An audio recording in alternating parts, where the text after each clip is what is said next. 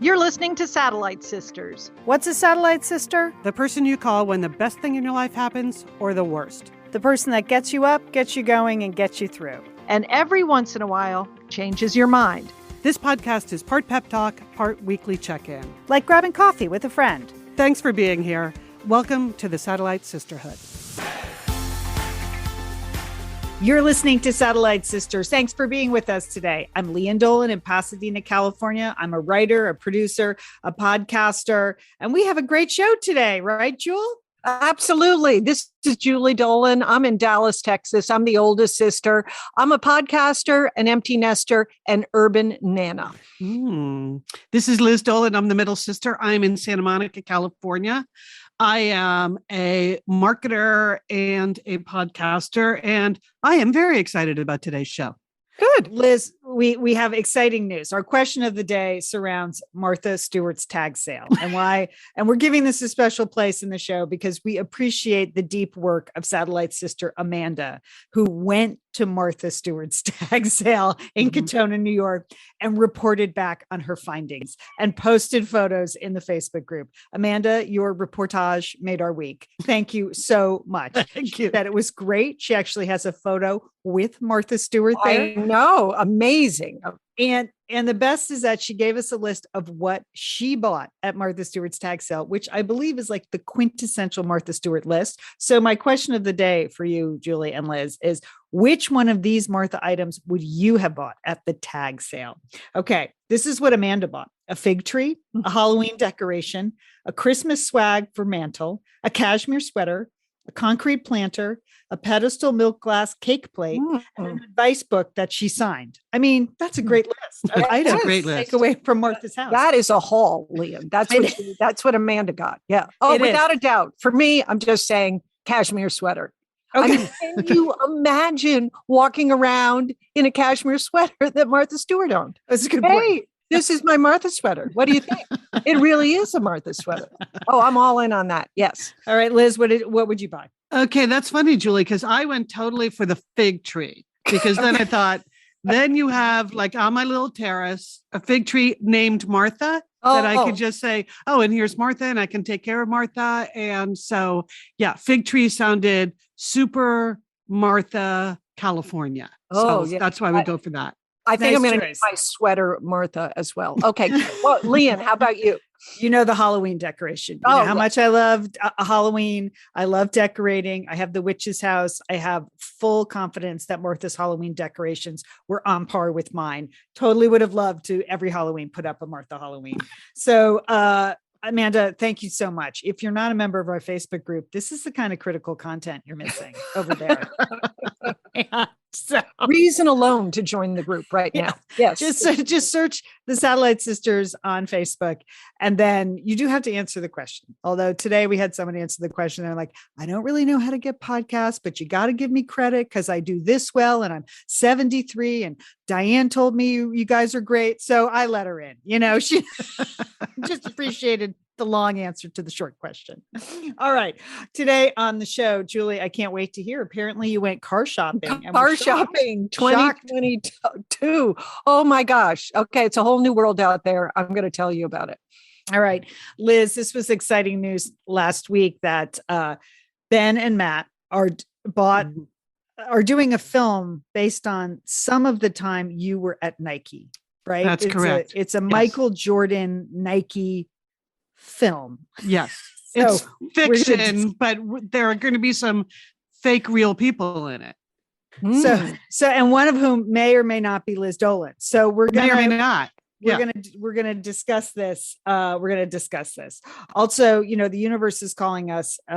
The coastal grandmother trend popped up last week everywhere, so we're gonna discuss it. I can't believe we didn't think of it, but we didn't. So we're going to discuss it and we're going to provide some alternatives. And finally, a serious story from the New York Times about teens in crisis, sort of the status of teenagers today and what's changed in the last 30 years. So if you're a parent of a teen or a grandparent, or you are a teacher or a social worker or a counselor, and we know we have lots of those in our audience, I think there's some important details in that story that we're going to talk about. But Jewel, okay, car shopping, hit us. Let's Car go. shopping. thing.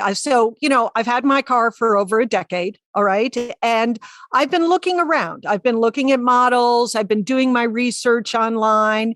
And, there's just a lot of bad news out there about cars and car shopping, because of COVID, the worldwide global chip shortage, production cuts, supply chain problems.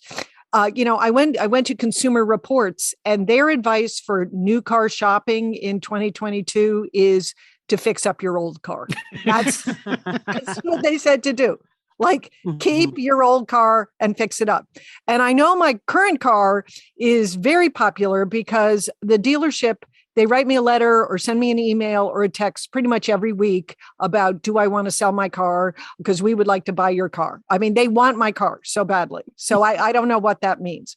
But, I've been doing all this online research, and I quite frankly, Liz and Leanne, I didn't believe it.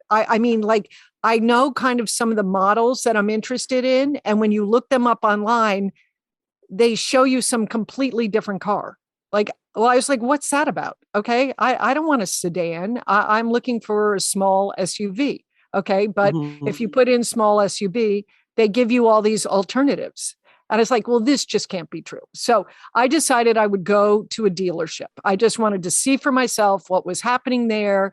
I brought my husband. Kick a few tires to exactly, Liz. So, I went with my husband, but I was in control. I was in charge. I did all the talking. That's how we had arranged for this situation to go on. So I arrived there. It's super nice, but I get to the dealership, Leanne, and it's like, what happened here? You go inside the beautiful showroom where they have all, they usually have all the cars. There were no cars. No cars. There were no cars. It was like an abandoned warehouse. I was like, what is happening? And so then I get a very nice salesperson, Jordan. Okay. Jordan just really can shake your hand. He gives you the two hand shake. Yeah. He covers up your hand. He's so happy to see me. And so I kind of told him what I was interested in. And he said, great. Why don't we go look at some client cars? I was like, whoa, client cars. That sounds good.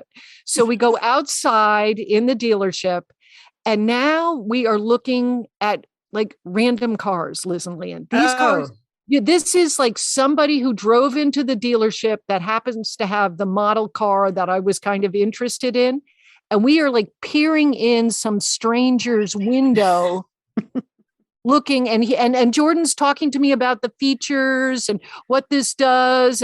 But I was like, it's like going to the shopping mall and just looking at client cars, look in people's closets. Yes. Can you believe that? So, I mean, that's wow. Okay. So that was something. And then I said, well, I'd really like to test drive a car. He said, fine, we'll get you on the list. So then there's like a 30-minute wait to test drive a car because there's only one car in the dealership that's not a client car that you can drive. So he said, well, why don't you come in and we'll go look in it, because there's no cars on the lot to look at, okay, other than the client cars.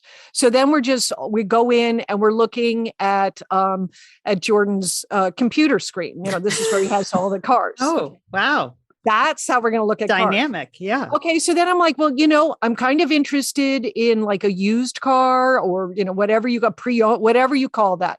I want to seek it. So he's like, we have one in, and we're looking at it but the mileage was pretty high on it. And I was just thinking, I don't know. He's like, oh, sorry, it's gone. Okay. As we were sitting there, the one car was gone. Okay.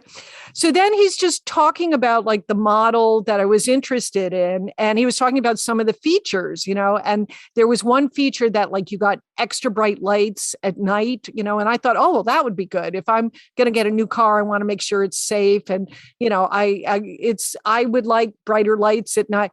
Oh, he said, but you can't have that. Because there's no chips. There's no chips. Oh, yeah. So such a good idea. It's such a good idea. Then there were these other features. No chips. Well, you didn't really want that, did you? Because we can't get chips for that. And then I was like, well, and what kind of like colors or interior? He said, there's no choice. You have no choice in that area whatsoever. He said, if you want to like have choice, then you have to wait some some amount of time, like 6 Right. months. Right. No, he has no idea. He could not pin down, like if I wanted a tan interior, how long it would take me to get that. Okay.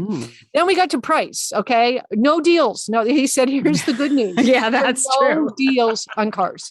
He said, there's no employee discount, no deals. Okay. But he looked me straight in the eye in the most sincere way ever. And he said, Julie, can I call you Julie? I said, yes. He said, and Jordan's like, you are not going to pay a penny over MSRP. Oh, Always like, oh, Jordan, that's a really good deal. Okay, I understand that. So you understand there's no cars. yeah. No, I get it. I'm surprised.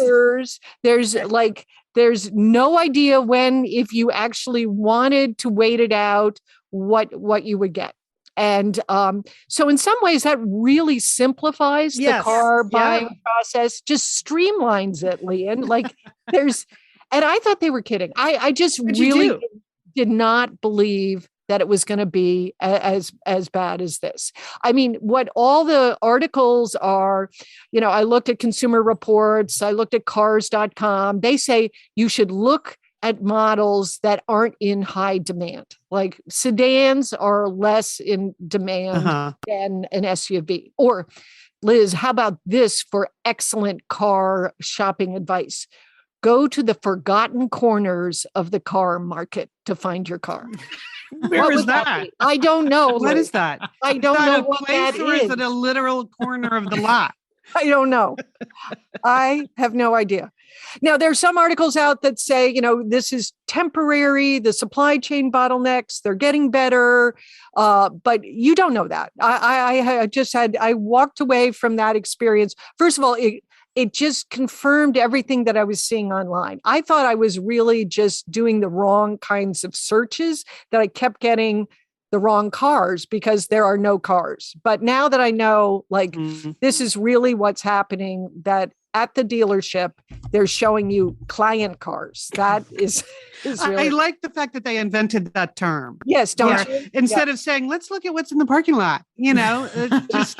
No, they've really upscaled it. Yeah. I mean, and I could just say, this is one of the largest dealerships in Texas, in the country. So it wasn't like I was in one of the forgotten corners of the car market. I was actually in I was with a dealership that, normally they sell a lot of cars and have a lot of cars. So, so it's just Jordan and me and his computer, and we're just going to continue our search. And I might try a couple other dealerships, or I might just walk around at the shopping mall and review other client cars. Make an offer. Just make someone an offer. You may be surprised. Yeah, just put a piece of paper under their windshield wiper. Call me. I mean, but you see that there's very little price differential between a used car and a new car. So you're almost my son's van. He has a transit van for his work. Yeah. It's now worth more than what we paid for. Yeah. Yeah. They are selling for more. And he put 30,000 miles on it last year. And he's been on the wait list. They ordered 2 more 6 months ago. Yeah. I mean, they're literally, so I'm just surprised that you were surprised. But yes, if you hadn't been car shopping in a while. No, I haven't. I haven't been, and I just didn't believe the internet. And it seems to be that is the case. So we'll just continue my search. It just gives me more time to make the right decision. It's going to be simplified. You see the streamlined decision. I will keep us posted. I will. Can't wait to see how that turns out. Okay, sisters. Well, I've been working on a long-term project that I want to tell you about, and I think it verges on crafting, but I'm not sure. But I know crafting, that's not possible. Well, it's sort of it's a form of that. I know you would want to know. So I have a major birthday party for one of my closest friends for one of his milestone birthdays coming up in 2 weeks. But 3 months ago, when his friends got the invitation to the party, we also got an assignment that costumes were required, and there was a theme. The theme is islands. And I thought, okay, I could work with that. But then everyone coming to the party, we got assigned our island. Oh, So you just had to go with whatever Mark said, okay, this is what you have to come dressed as. And so I was looking at the list, and a lot of people got assigned what I would call like sexy islands, people got like Aruba or something. yes. There's like Haiti and Cuba and Puerto Rico, the Hawaii, some sexy islands, Jamaica. And then there were a couple of people that, got things that will be a little more challenging. Greenland as a costume, tough. Yeah. Iceland as a costume could be tough. Though I with Iceland, I don't know why, I immediately pictured that Bowen Yang skit he did about being an iceberg, which I know funny. Iceland is not about icebergs, but anyway. So, but I did not get assigned a sexy island. Several of us got assigned islands that have to do with our heritage. Mm-hmm. So my island is Ireland. Oh. Okay. So, well, I mean, at least, color combo, you can go with green, Liz. Yeah. And you look good in green. So that's positive. But there's no sexy Ireland, right? No. So I just think, so I could just immediately put that out of my mind. I can't be sexy Ireland. I don't know what that would be. There's too much. Unless you just bring Colin Farrell with you. Is that here? I brought sexy Ireland. Yeah. So I immediately rejected sexy Ireland. And I also immediately rejected like campy Ireland. There will be no leprechauns. There'll be no St. Patrick's Day hoo-ha. That is Irish American. That's not really what they do in Ireland. So I started to think about, okay, what is it about Ireland or Irish culture or Irish history that I could be inspired by? And when I think of Ireland, besides cold and damp, I think of Irish writers and poets, right? I mean, that's really what Ireland is about. It's about the touch of the poet. So like, okay, so then I have kind of a concept. So then you have to go to the only place that can possibly deliver on a concept like that, which would of course be Etsy. Yes. Good choice, Liz. Because Etsy, it's just amazing what's on Etsy. So then I start typing in like, Oscar Wilde or Samuel Beckett, William Butler Yeats. Is there a sexy William Butler Yeats? Is there? I typed in James Joyce. And when I put in James Joyce, believe it or not, stuff started to pop up. There is a lot of, I'll just call it James Joyce crap that people are making out there. I guess because Bloomsday, which is the day that he writes about in James Joyce Ulysses, Bloomsday is considered an actual holiday. So there's a lot of Bloomsday related things out there on the market at Etsy and at other places. So first, I found a little like swing dress. And of course, everything is like $4. It's all so cheap. So I went a little crazy. So there was a little swing dress that sleeveless, which is literally a map of Dublin, the path that Leopold Bloom walks in James Joyce Ulysses. So how about that for high concept? That's very esoteric, Liz. Yes. Very, very esoteric. So I bought that, Julie, because that was like, $4 or something. But then I continued looking, and then there was another James Joyce dress, which was the exact same dress. So obviously they're just printing these out in some factory. Like, okay, you want the map? Boom. You want the quote? Boom. You want the picture of James Joyce? Boom. All on the same blank.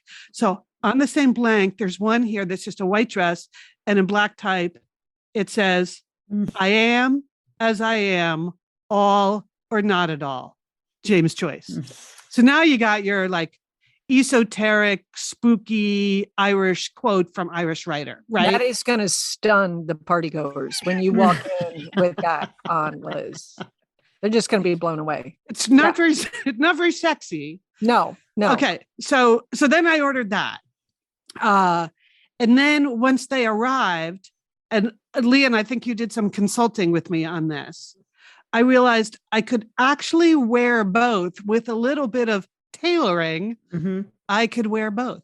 So what I did is I took. Oh no.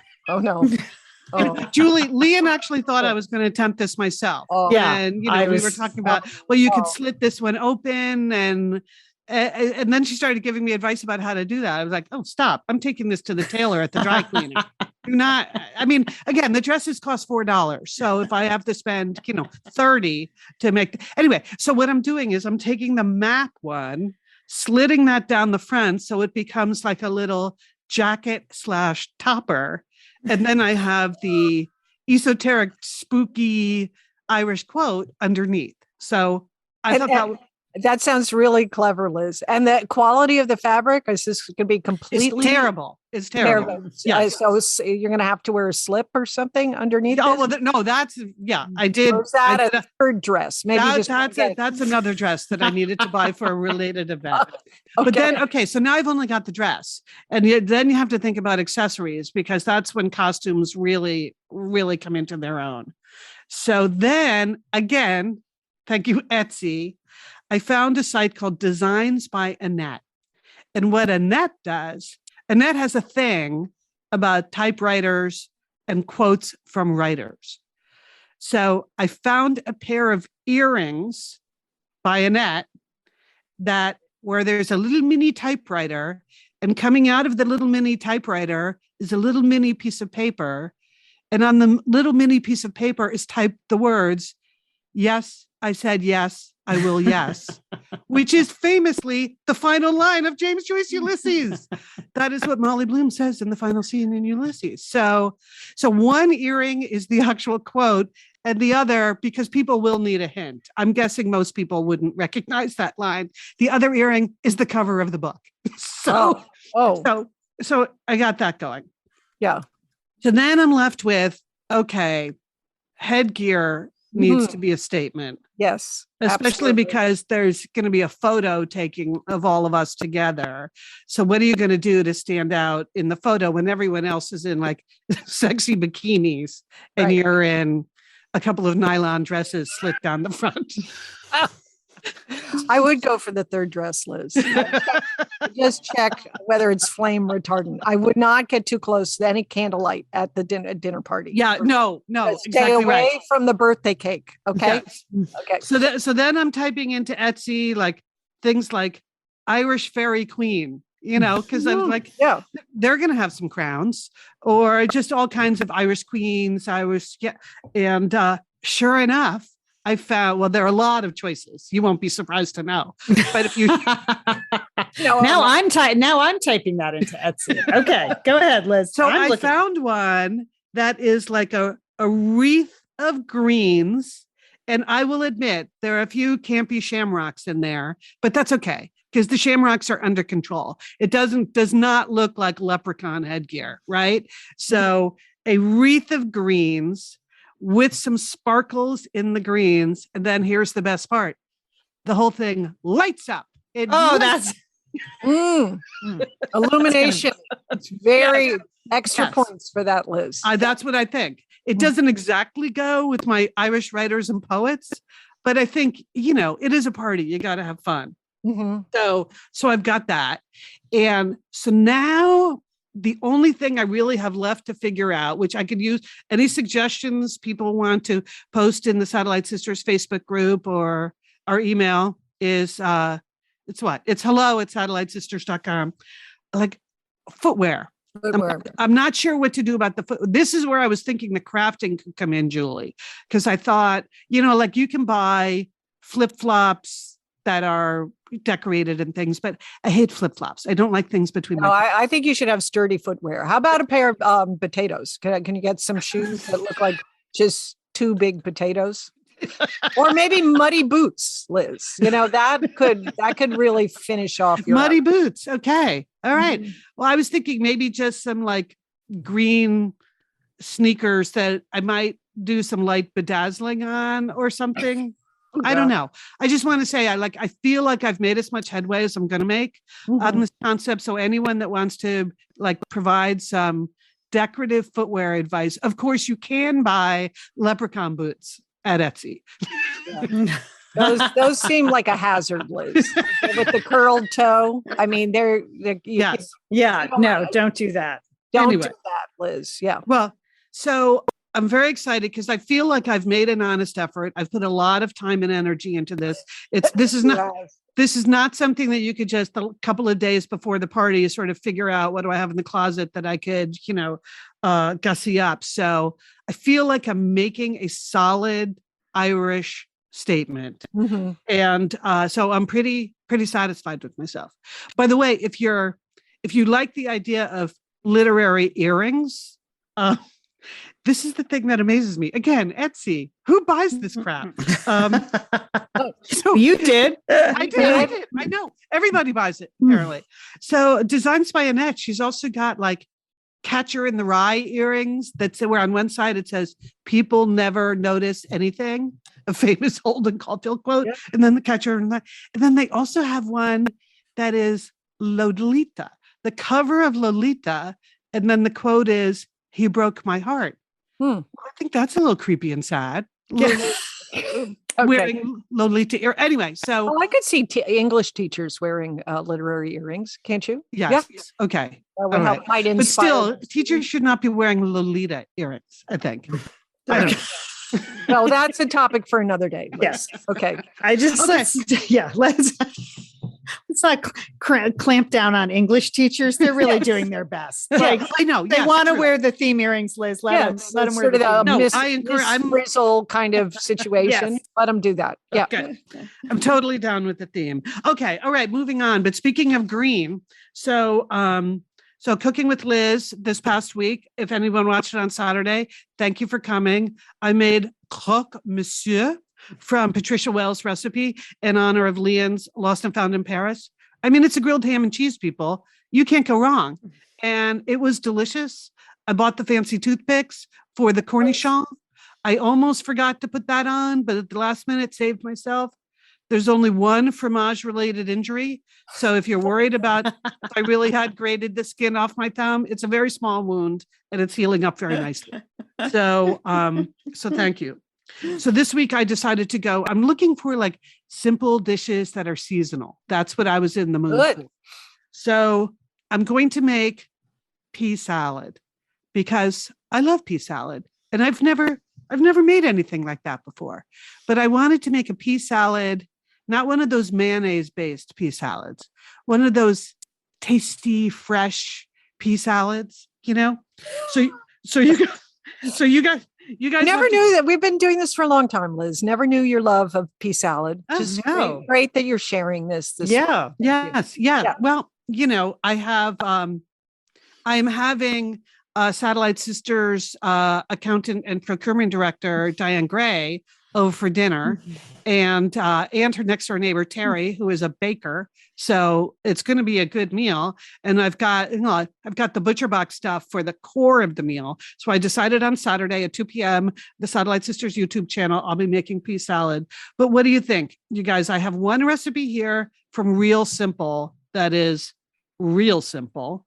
And then I have another one that is, I love all those vegetables by Otto Lengi. He's the London chef, they made this on the Today Show, so it must be doable. It's green bean salad with mustard seeds and tarragon. So if you had a choice, what would you go with? It's real simple, Liz. Don't do the real simple recipes. I don't know why. I've been very disappointed every time I've made one of them. They look beautiful in the magazine, but they're never quite as tasty as I would like them to be. Okay. So yes, I think you have to go with the elevated green bean salad. That sounds okay. Very good. Is it green bean or peas? What are you making? Oh, it's called green bean salad, but it has peas in it. Okay. Yes, that was very confusing. Okay. Oh, yeah. So this has green beans and peas in it, and and it is definitely they elevate it with the green beans, Liam. Okay. All right. I don't like green beans or peas, so I'm going to pass on this. Make whatever you'd like to make. It's those are just two green vegetables I don't really enjoy. Okay. Okay. So I figure I think they'll be delicious together. Yes, do it. Okay. So I'll post all the info. I'll post the recipe, but this will be this Saturday afternoon, 2 p.m. Pacific time, live on the Satellite Sisters YouTube channel. So see you there. There you go.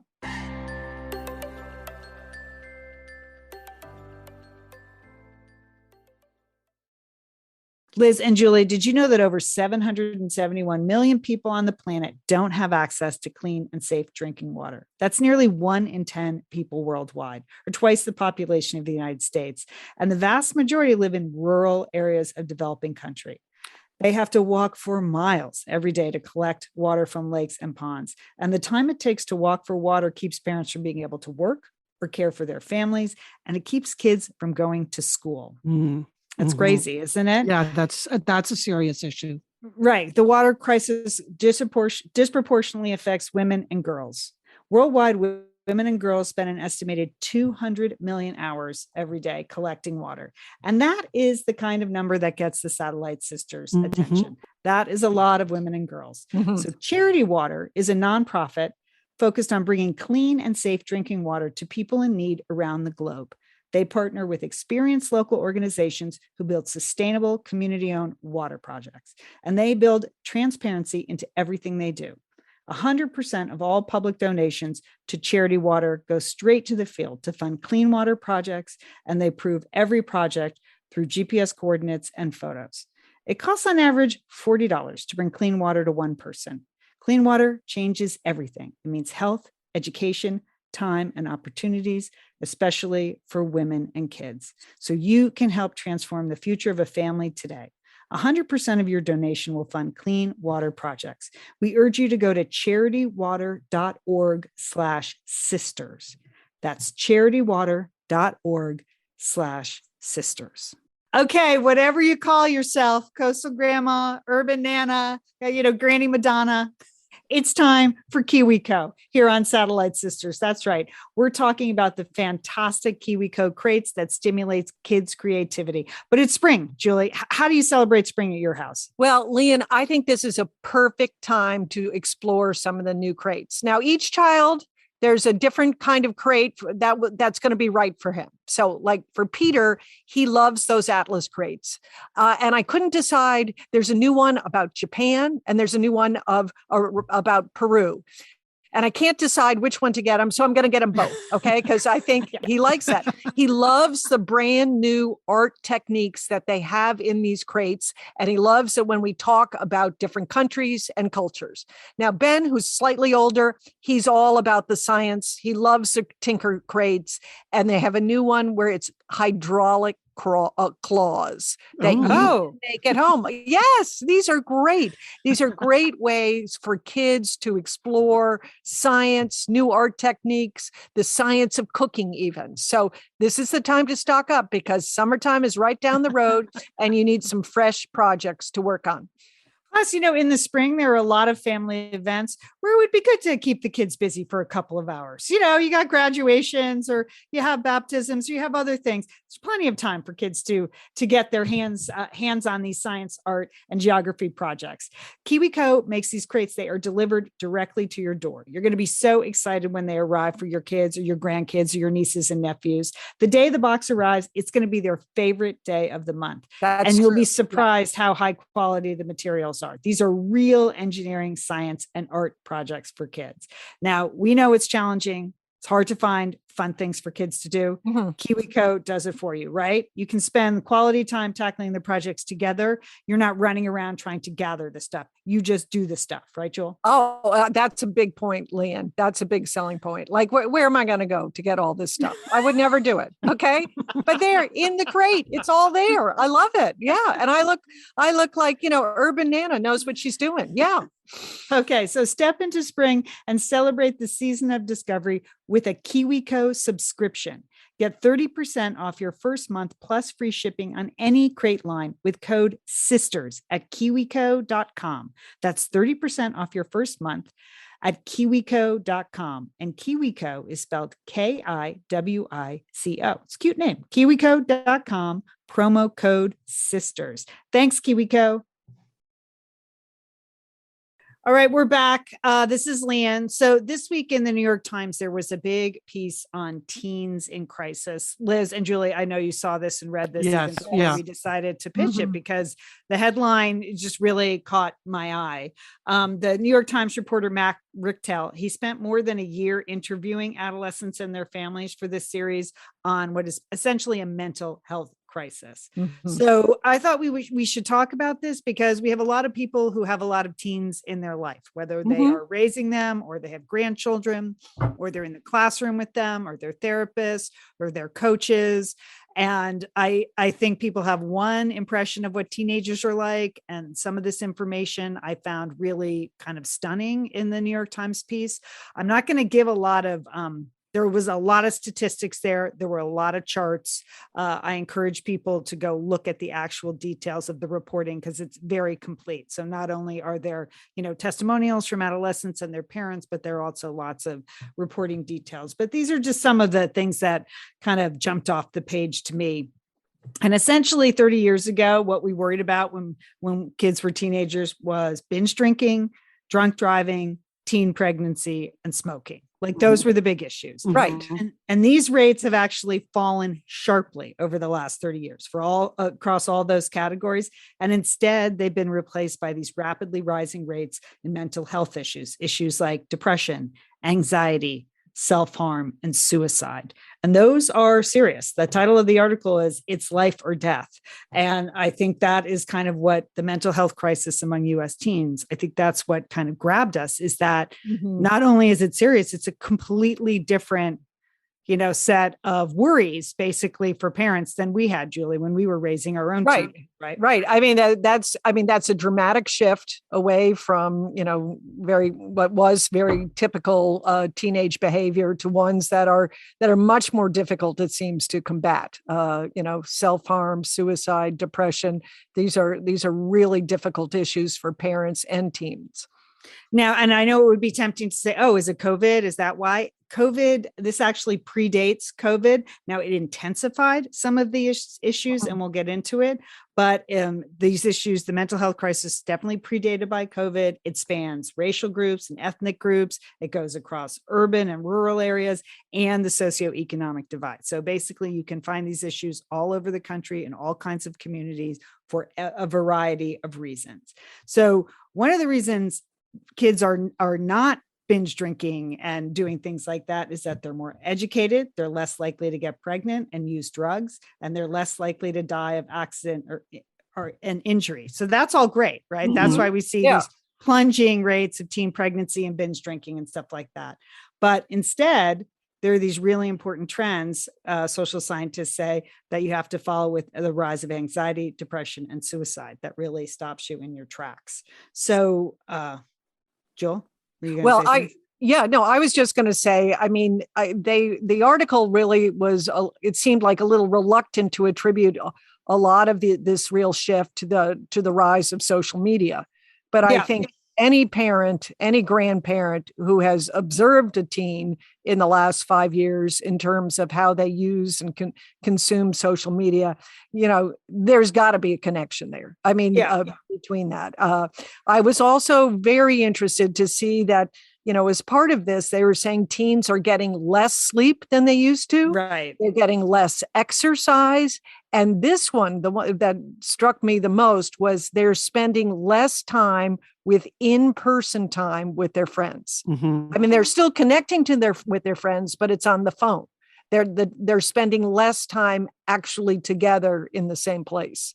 And, I think that's got to be related. Don't you? Well, yeah. I mean, they say it's kind of the recipe for a cognitive implosion, right? Anxiety, depression, compulsive behavior, self-harm, suicide, all these things are happening because of less sleep, less exercise. They said, of course, what they said about social media was there's very limited data on the issue. Right. Like, so you can presume that that's a piece of it, but that right now it hasn't been studied to the point where, a reporter or a therapist or a psychologist could say, this is it. So, but yeah, it's all those things, sleep, exercise, and friends, still important. I know. And I think, when I saw that, I thought that's what parents should pick up on. That's what, grandparents, aunts and uncles, coaches, teachers, that's what that's how we can help teens now, is to make sure that they're getting sleep, that they're spending time in person with their friends. That can make a huge difference.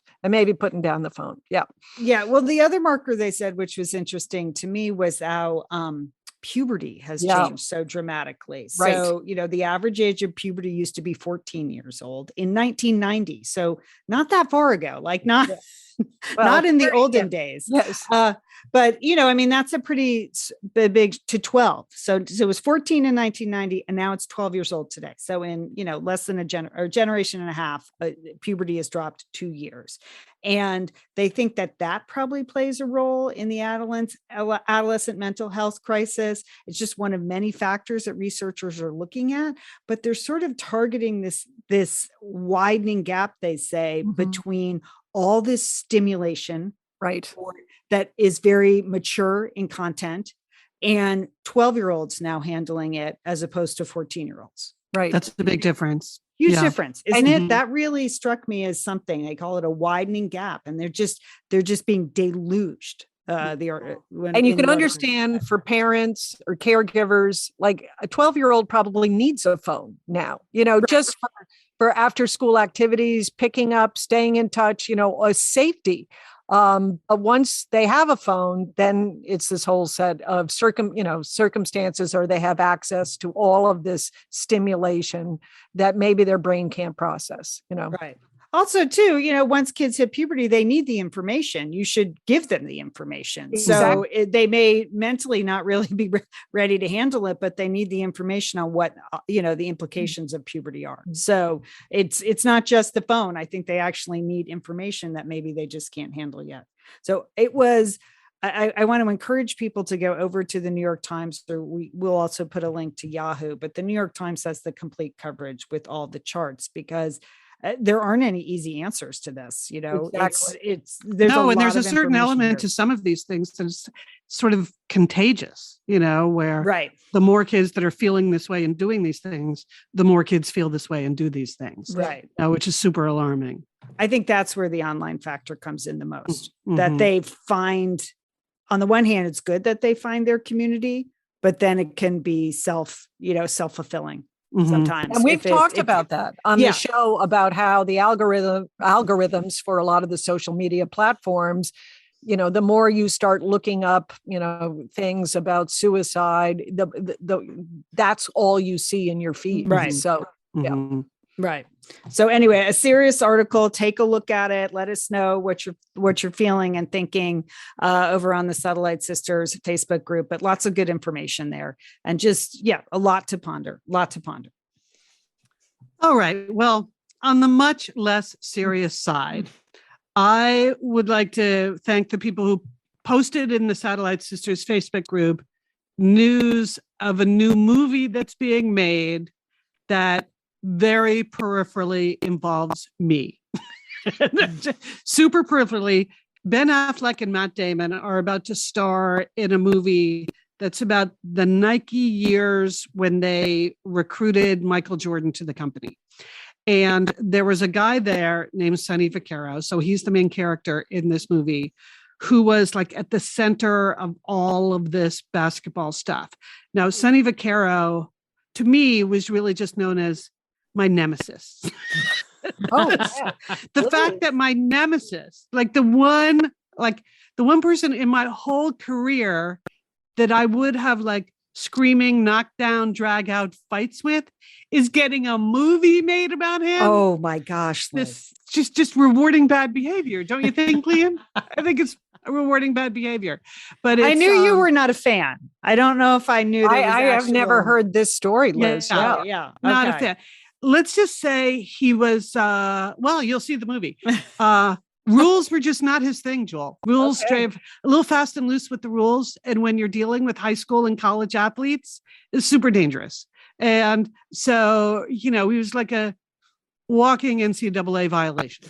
And yet somehow I somehow managed to rise above. He I don't know, whatever. I won't go into my long history with him, because I think that they're not going to get to that in this movie, because the main characters are, in fact, Ben is going to be playing my old boss, Phil Knight, who founded the company.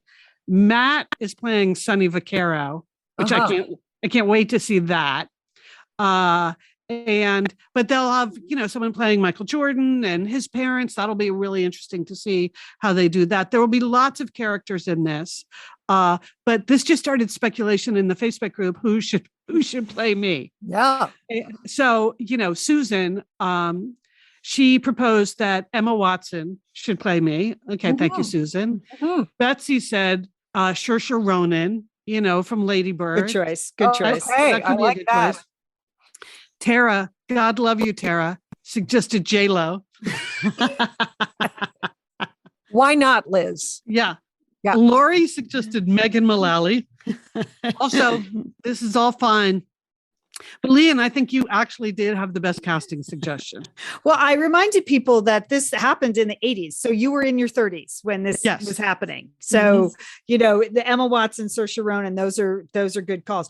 I like Lady Gaga for you, Liz. I mean, why not? If Matt Damon is going to be Sonny Vaccaro, I mean, you might as well aim high.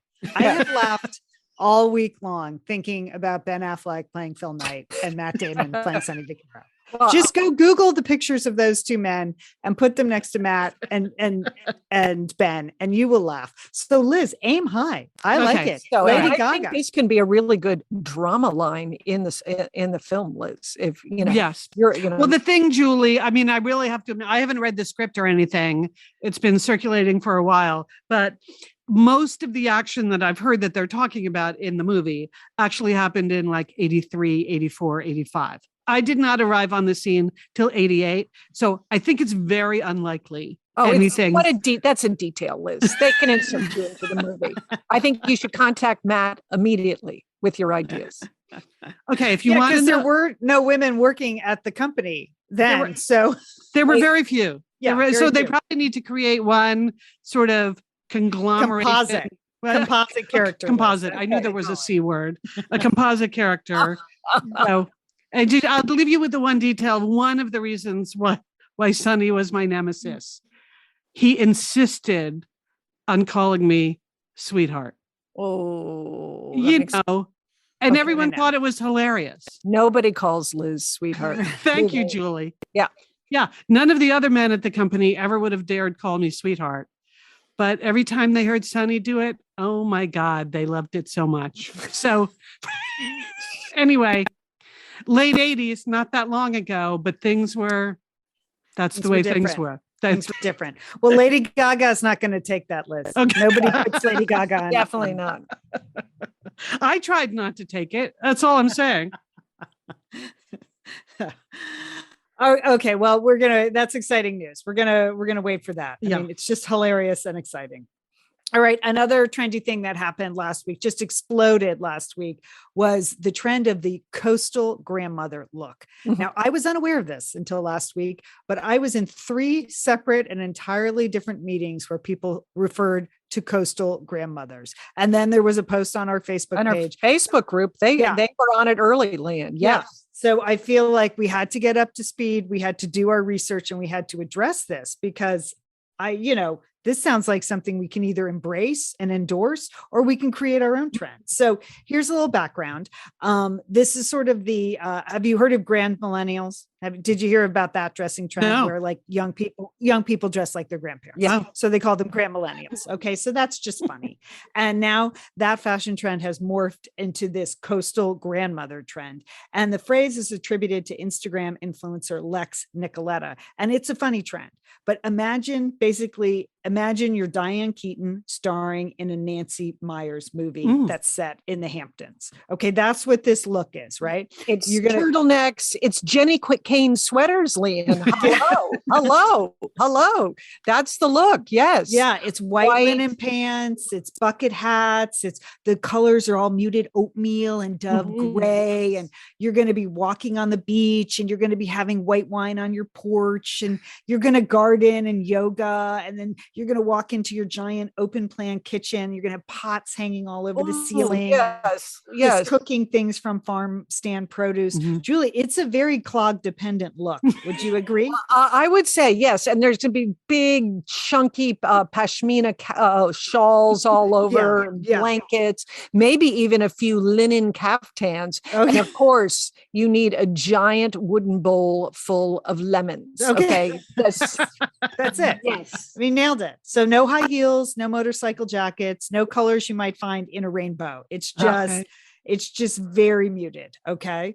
But it looks nice. You know, Yeah. it's nothing, it looks good. Okay. So I did a pros and cons list for Mhm. us because, you know, we're looking out for trends. So a positive. Okay. Positive use of the word grandmother, right? It's Yes. just- yes. Positive use of the word grandmother. Uh-huh. We love that. Okay. Diane Keaton is awesome. She's awesome. Mhm. So that's Mhm. fine.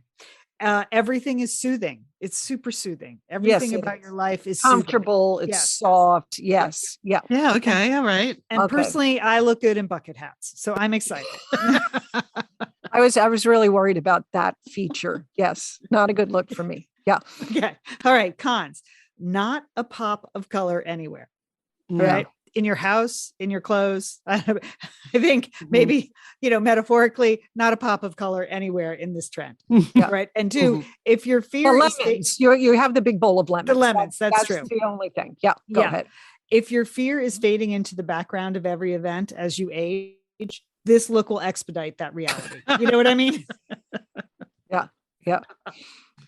Well, All right. Now, Jewel, I wanted to say you have offered up or the original alternative to this, which is urban Nana. Okay. because you had like a uniform. Explain to I people who did. might I have would missed wear, that. keep it tight. That was my theme. I was in New York, I was in Brooklyn. So of course, it had to be black.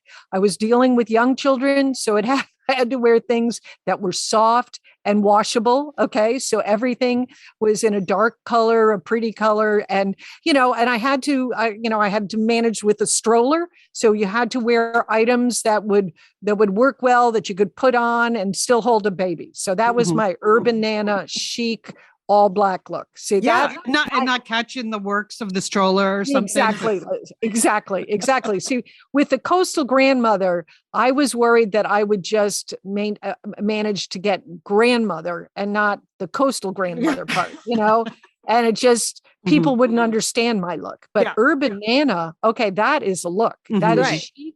That is Yeah. tight. It's Yeah. and you are ready for action. Yeah. Yeah. You had your black sneakers, like Mhm. you had your Yes, black black- Nikes. Yeah. Yes. Yeah. All So- of that. Okay, so over at Facebook, Gail suggested she really prefers rural Gigi. That's her look. Okay. I like that. Okay. I mean, Gail, post a photo. I hope it involves overalls. I hope it does. Yes. So, and we know it involves those big Wellington boots or whatever you wear out there. Okay, Lindy, she said her look is really a combo of Target and Walmart. And so I coined this for you, Lindy. How about Walmart Mima? How about that? That's your look. That's That our is- crowd. That's Yes, definitely our crowd. Yes. Okay. And yesterday, my girl Madonna, just love following her on Instagram. She Ooh. gets younger every year.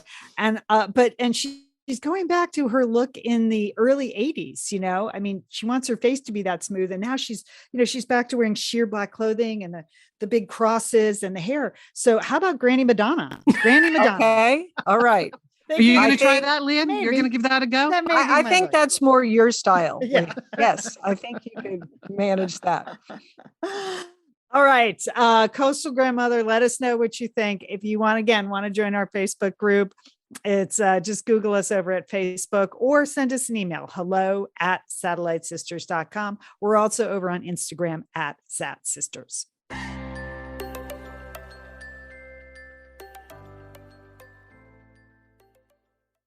All right, Julie, I'm going to put you on the spot. How would you describe me? Ooh, Liam, that's easy. You're fun, you're fresh, you're daring, you're colorful, you're smart. Oh, I like that. Okay. All right. Well, Julie, I would say we always describe you as our classic sister, Yes. and I know that you embrace that look, but I think you're classic with an edge. Sometimes you surprise me with your choice of scarf or your choice of bag. And I think you're going to surprise me with your choice of Pear Eyewear. All Oh, right. yes, Leanne, I am. Okay. This is pretty exciting. This Pear Eyewear. We have had some fun checking it out, haven't we, Julie? These are customizable prescription glasses. Yes. Okay. That you get frames and then you swap out the look on top. Okay. You get a base frame and a magnetic top frame. And so you can switch up your glasses and it's so reasonably priced. So Julie, you did it. What did you choose for your Pear Eyewear? Well, I went with camo, Leanne. Okay. See what I mean? See what I mean? See, Classic I mean, match. that's a little out there, but I thought, hey, these are fun. Let me start with something that, makes a statement. And so I have camo sunglasses. They're awesome, Leanne. And I'm driving around in my car in my camo glasses. I'm enjoying it. I am really a hip urban nana in these. Yes. Well, I just ordered mine. I don't have them yet, but I liked how you could go to the website, which is peareyewear.com/satsisters. And you could virtually try on things. They take a picture of your face and then like the glasses appear on your face. That was so fun. Yeah. And then when you look at all the frames, I decided to get my reading glasses. I went to kick it up a notch. So they're prescription. And then I have the magnetic, the tops to put on from the special collection. One is like a Monet. It's really beautiful. It's like Monet sunflowers. The other one is a New York Yankees. So I'm excited for that. Wow. I mean, but that's what I mean about Pear Eyewear, that there's such a wide variety of choices and you really can have fun with them. And why not, Leanne? Why should your sunglasses be boring? A lot of joy. There was a lot of joy even just choosing the Pear Eyewear. So thank you. If you want to get glasses as unique as you are, do it. One pair, infinite styles, and starting at just $60, super duper reasonable. And that includes prescription lenses if that's what you want. There are hundreds of top frames designed to match whichever base you choose. It's so much fun. So get the glasses as unique as you are. One pair, infinite styles, $60, starting at $60. Go to peareyewear.com/satsisters for 15% off your first purchase. That's 15% off at peareyewear.com/satsisters. And Pear is spelled PAIR, PAIR, eyewear.com/satsisters. Thanks, Pear. Meal prepping can be difficult, but Butcher Box makes it easy. Butcher Box is a subscription service that takes the guesswork out of finding high quality meat. Butcher Box sources their meat from partners with the highest standards for quality. No more searching at the grocery store for 100% grass-fed beef or free-range organic chicken or wild-caught seafood. Their sourcing decisions are made holistically, keeping the farmer, the planet, the animal, and your family in mind. Liz, you and I love our Butcher Box subscriptions. We are constantly talking about our cuts of meat. I know. Changing recipes. I mean, and you already mentioned it on the show. You've got your Butcher Box. What are you making this weekend? I did. Well, this weekend with my pea salad, the pork loin, Leanne. I love their pork loin. Their pork loin is amazing. We had it last night. I get one in every box. I love that. I love the scallops. And who doesn't love a ribeye, So just like I get happy. I'm always happy when my box. I think I was even telling you the other day that for the first time I had tried the chicken tenderloins. Yes. And that's a good, fast weeknight meal. Any night of the week, I grilled them. Actually, it was pretty good. I'm proud of you. I'm proud of you. Tasty. Yeah. Tasty. Yeah. Again, it makes meal prep really easy because you have the products there. Every month, Butcher Box ships a curated selection of high quality meat right to your home. Free shipping for the continental US. No antibiotics or added hormones. And each box contains between 8 to 14 pounds of meat, depending upon the box you choose. And that's enough for 24 individual meals. It's packed fresh and then shipped frozen, but you learn to work that out, don't you, Liz? Oh, You learn to defrost. It's just not a big deal. You have it there. You're like, oh, yeah, meal planning made easy. You can customize your own box or go with one of theirs. Either way, you're going to get exactly what you want. This is your chance to never have to shop for ground beef again. That's right. Butcher Box is giving new members free ground beef for life. Sign up at butcherbox.com/sisters to get 2 pounds of ground beef free in every order for the life of your membership. Log on to butcherbox.com/sisters and claim this deal. All right, we're back. Hey, we have a couple of special shows coming up. Next week is our summer travel special. We're going to be talking to Lauren Bates. She's been on the show before. She runs that great all-women's travel company, Wild Terrains, and I know a bunch of our satellite sisters have been on her trips. So she's going to tell us about some hot locations and some personal travel that she's doing. And so you want to tune in for that. We're also going to do some travel related stories, including like, are you ready to travel? Do you have anxiety over travel? Mm. So we'll be talking about that. And then after that, on May 10th is our special beach bag book special, where we will be speaking to mystery writer Dervla McTiernan. She has a great new book coming out. I'm sure she has a lot of fans in the Satellite Sisterhood already. So it'll be fun to talk to her. And then we'll give our picks for our best beach bag books of the season. And we'll have our list come out and we'll do a special newsletter and everything like that. So we have travel and we have books coming up. So that's very coastal grandmother. Getting ready to vacation. Yes. Yeah. Wherever you're going, you know what style you want. Well, Leanne, you were talking about the newsletter Pep Talk, which we love, right? We love getting that in our inbox every Friday. And 2 weeks ago, you were talking about spring. And I think even in Minnesota now, spring is happening. And I saw an article and I thought that it was decor tweaks. Now I like the use of the word tweaks because that means these are not major things. This is something that you can find at Target or Walmart, but to brighten your mood in your house for spring. Okay. This is some decorator and he had 8 spring tweaks that you could do to turn your house, give it a fresh look. And I like that. Okay. Right. First one we're going to reject out of hand. He said you should swap out your drapes from winter to spring. Well, nobody's doing that, right? No. Okay. No. That's not wrong. Okay. That's not a tweak. That's a major installation. Okay. But I do have a tweak for Leanne. Leanne, you have a fireplace in your house. What do you have in there now? Logs, candles? Yeah, we have logs. Okay. Get rid of them. Get rid of them, Leanne. Okay. Spring tweak. Put a plant in there, greenery. Okay. Oh, see, good idea. Good idea. Okay. All right.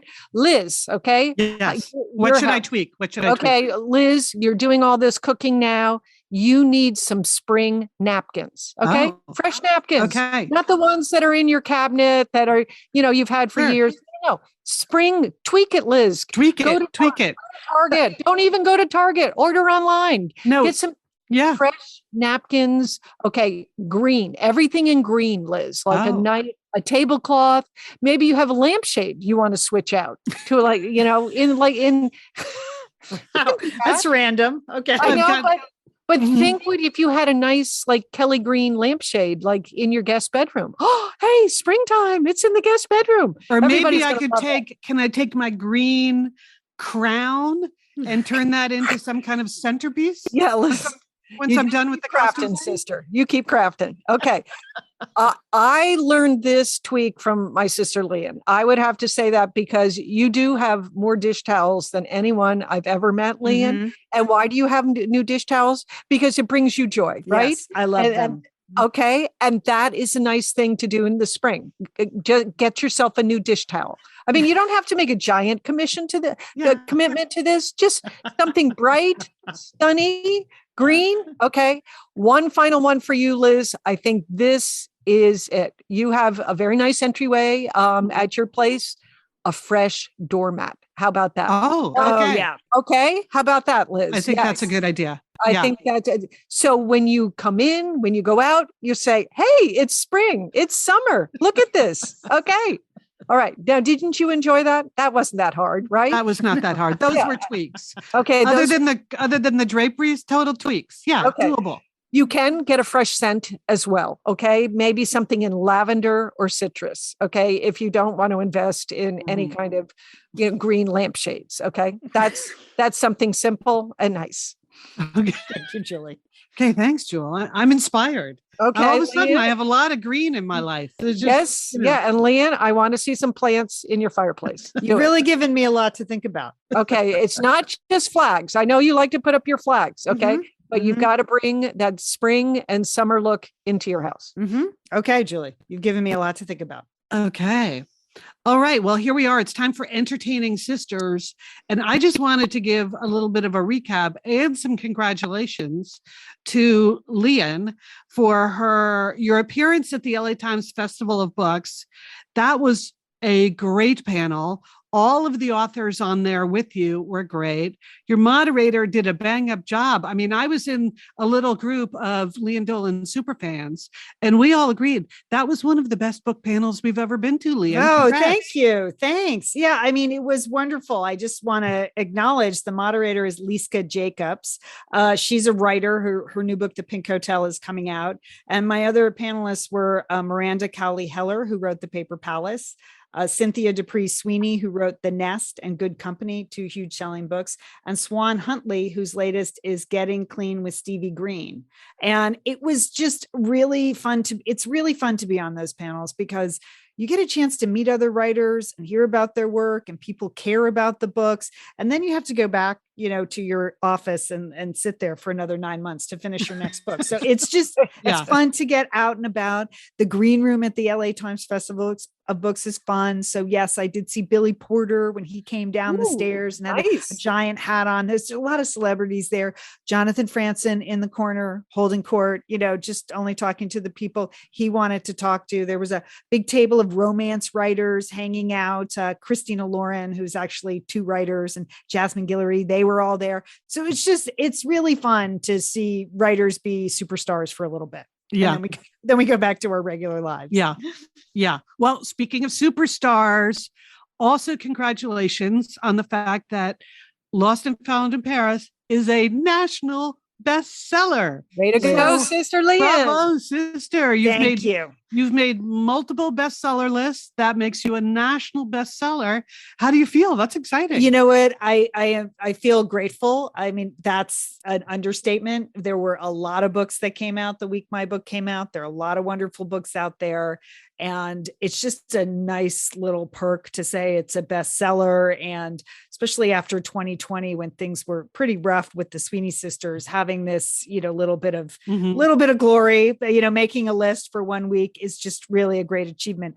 But honestly, I want to say this, without the Satellite Sisters, Misters and Smisters, I would not be there, because it was all those pre-orders, the people buying all over the country, various independent bookstores, and reporting in all those library buys, like those all get reported the first week of sale. And that's what happened. I did when I signed those 300 books at Vroman's, I was like, this seems pretty good. And I knew a lot of those books were headed out to places that were not Pasadena. So I appreciate you ordering and paying the extra shipping. And so I did end up on the Southern California bestseller list, which is great and is really hard to do. So I'm just super duper grateful. And now I can officially say I have 4 best-selling books, which is great. Yeah. Okay. It's great. And now I think all of the Smisters who bought the book, when you get an additional copy for your friends now, you can say, this isn't just, your friend Leanne with the podcast.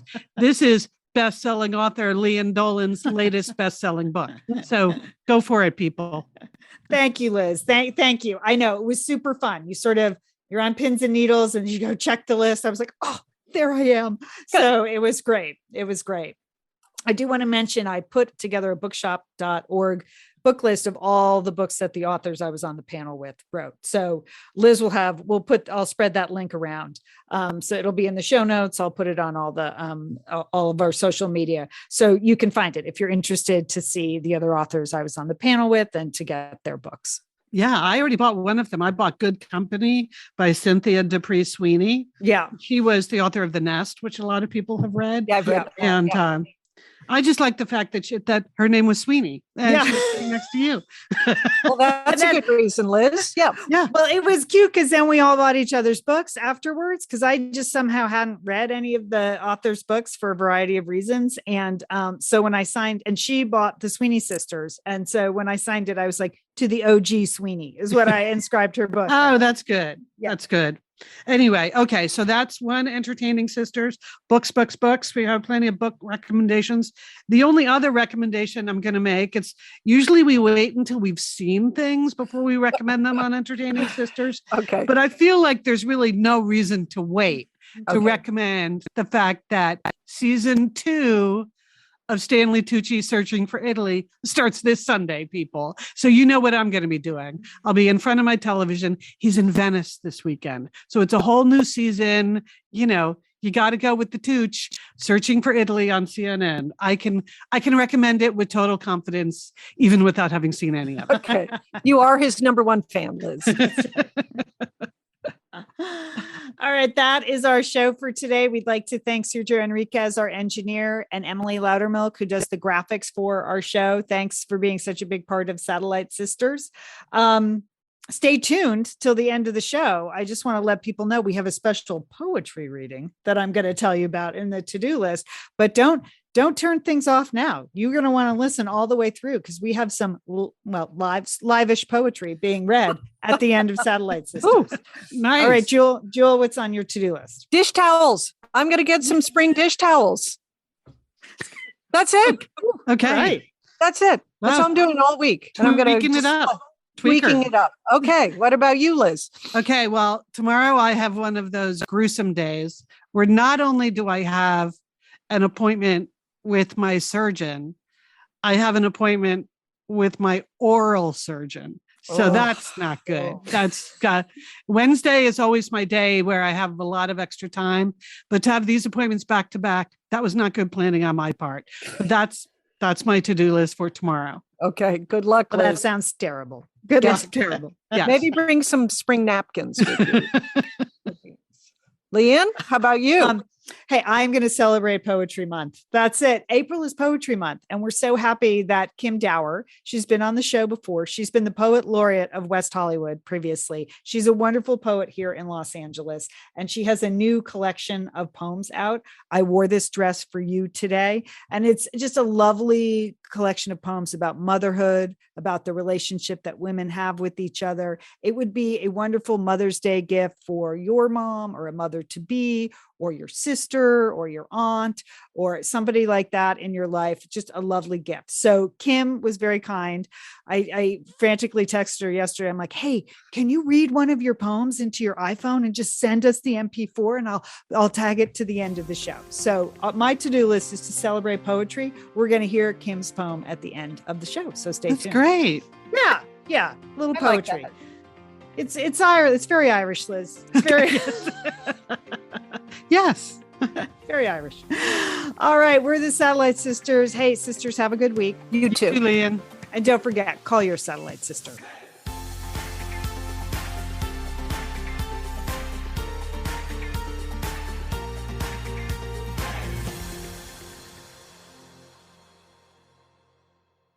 I wore this dress today for you, Mom.